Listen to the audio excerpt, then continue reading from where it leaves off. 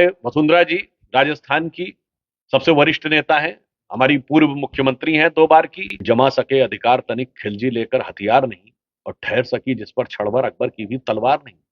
तलवार जहां किसी का सर नहीं झुका सकी, वहां सर तन से जुदा हो गया। और उसकी कन्हैया लाल की घटना हमास जैसी सोच की शुरुआत। पहले वो अपने मुख्यमंत्री को एक चश्मा लगा के तो देख लो। आपको ध्यान हो, अभी फोटो दिखाई गई थी ना 3-4 दिन पहले, अशोक गहलोत जी और सचिन पायलट जी एक टेबल पर बैठे हो, कहा जा रहा था बड़ी एकता है। मतलब वीडियो तक जारी करने की स्थिति नहीं दिख पाई कि अशोक गहलोत जी बागी खेमे में आ गए, फिर आपने देखा वो डोटासरा जी बागी खेमे में, स्पीकर सीपी जोशी जी बागी खेमे में, और अजय माकन जी ऑब्जर्वर बन के आए। दूसरी बात, हमारे सभी बड़े बड़े नेता, अब आप तो कहेंगे गृह मंत्री जी और प्रधानमंत्री जी का भी एक कोई रैली शेयर नहीं हुई है, राष्ट्रीय अध्यक्ष जी का भी नहीं। इसलिए हमारे वसुंधरा जी राजस्थान की सबसे वरिष्ठ नेता हैं, हमारी पूर्व मुख्यमंत्री हैं 2 बार की। तो बड़े नेताओं की सभाएं प्रभावकता और उपयोगिता की दृष्टि से अलग अलग स्थानों पर लगाई जाती हैं, ताकि कम समय होता है चुनाव प्रचार का, उसमें सभी बड़े नेताओं के प्रभाव का सही उपयोग है। उदयपुर में कन्हैयालाल बीजेपी का पोस्टर हुए। बड़े दुखद बात है, ये राजस्थान की वो धरती जिसके बारे में हमने बचपन में कविताओं में पढ़ा था कि जमा सके अधिकार तनिक खिलजी लेकर हथियार नहीं, और ठहर सकी जिस पर छड़वर अकबर की भी तलवार नहीं। तलवार जहां किसी का सर नहीं झुका सकी, वहां सर तन से जुदा हो गया। और उसके बाद उन संगठनों के जैसे संगठनों को रैली तक निकालने की परमिशन मिली कोटा में, पीएफआई वालों की।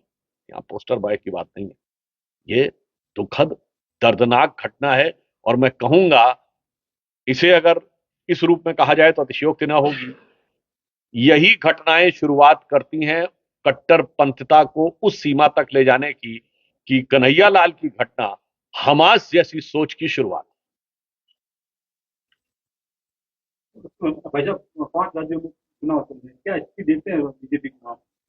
सभी राज्यों में भारतीय जनता पार्टी शानदार विजय की तरफ बढ़ रही है। मध्य प्रदेश और छत्तीसगढ़ में चुनाव हो चुके हैं, राजस्थान में 25 को है, मिजोरम में भी हो चुका है, तेलंगाना में 30 को है। जिन राज्यों में चुनाव हो चुके हैं वहां हमें बहुत स्पष्ट ये जानकारी है कि भारतीय जनता पार्टी शानदार विजय की तरफ बढ़ रही है। और जहां तक राजस्थान में, तो मैं कह सकता हूं कि ज्यो ज्यो परिवर्तन समय नजदीक आ रहा है, पूरे प्रदेश की जनता को साफ समझ में आ रहा है कि सभी समस्याओं का एक ही समाधान, कमल का निशान। तो प्रियंका गांधी बार बार बोल रही है कि मोदी जी यहाँ राजस्थान में आ रहे हैं, दूरबीन से मुख्यमंत्री को ढूंढ रहे हैं।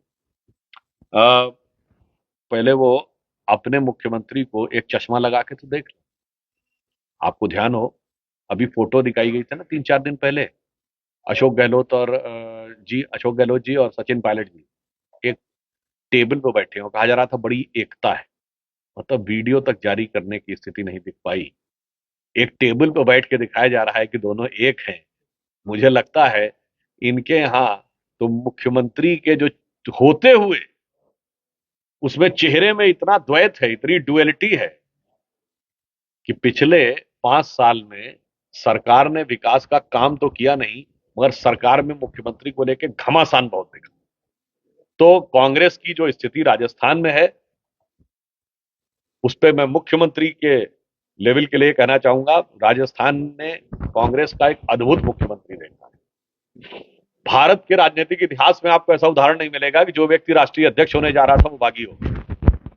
ये सिर्फ राजस्थान कांग्रेस में देखने को मिला कि अशोक गहलोत जी बागी खेमे में आ गए, फिर आपने देखा वो डोटासरा जी बागी खेमे में, स्पीकर सीपी जोशी जी बागी खेमे में, और अजय माकन जी ऑब्जर्वर बन के आए थे। उनकी वो वीडियो तो आप लोगों ने देखा ही होगा, जब वो कह रहे थे कि विधायक हमसे मिलने नहीं आए, मैं जाके हाईकमान से शिकायत करूंगा। मतलब बड़े बेआबरू होकर तेरे कूचे से हम निकले।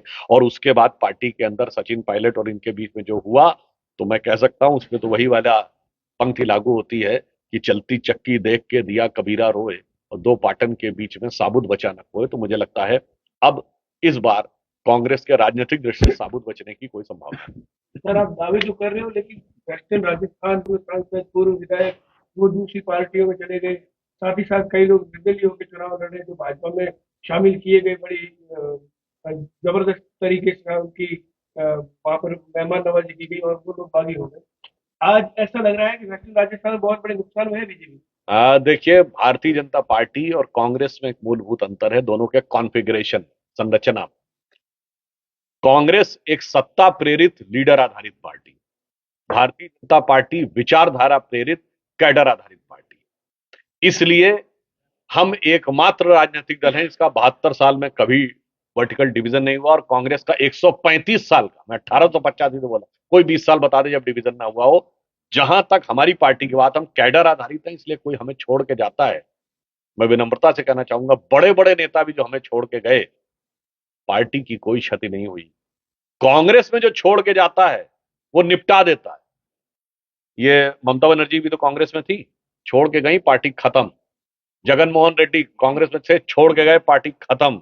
शरद पवार कांग्रेस में थे, छोड़ के गए, पार्टी खत्म। होने बड़ा बड़ा नेता गया और पार्टी को कुछ नहीं होता। तो कोई स्थानीय स्तर पे पहले पार्टी सभी नेताओं का, कार्यकर्ताओं का पूर्ण सम्मान करती है, परंतु एक बार निर्णय होने के बाद पार्टी के साथ अनुशासन और निष्ठा से बने रहना सभी कार्यकर्ताओं का कर्तव्य है। और यदि कोई छोड़ के जाता है, तो मैं बता रहा हूं, जब बड़े बड़े लोग जो मुख्यमंत्री स्तर के थे उनसे पार्टी की क्षति नहीं हुई, मुझे नहीं लगता है कि कोई कैडर आधारित विचारधारा पे पार्टी में कोई प्रभाव डाल सकता है। बागी घूम घूम के कह रहे हैं कि अगर वो जीत गए तो भारतीय जनता पार्टी को समर्थन देगी, पार्टी ऐसी बागियों को वापस देगी अगर वो जीतने की संभावना होती है। देखिए, यदि उनके मन में पार्टी के प्रति जरा भी सम्मान होता तो वो श्री नरेंद्र मोदी जी के नेतृत्व की परिधि से बाहर जाने का विचार नहीं करते।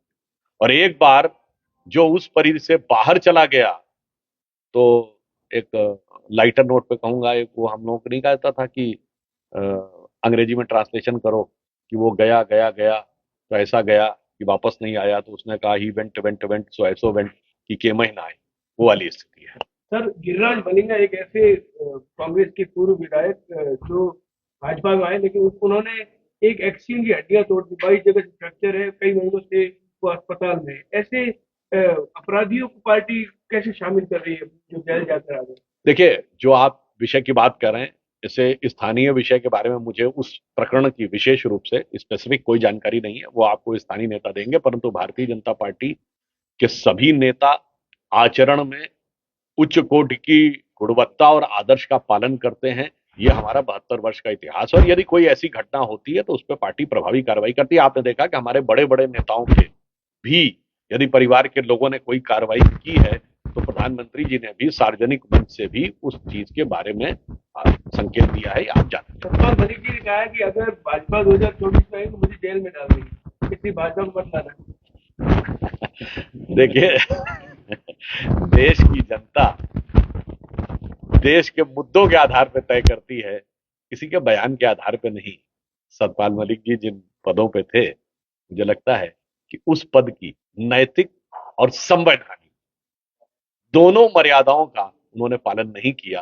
बेहतर होता कि वो, अगर इंग्लिश में कह दूं, he should have abide by the moral and constitutional gravity and responsibility which he was interested.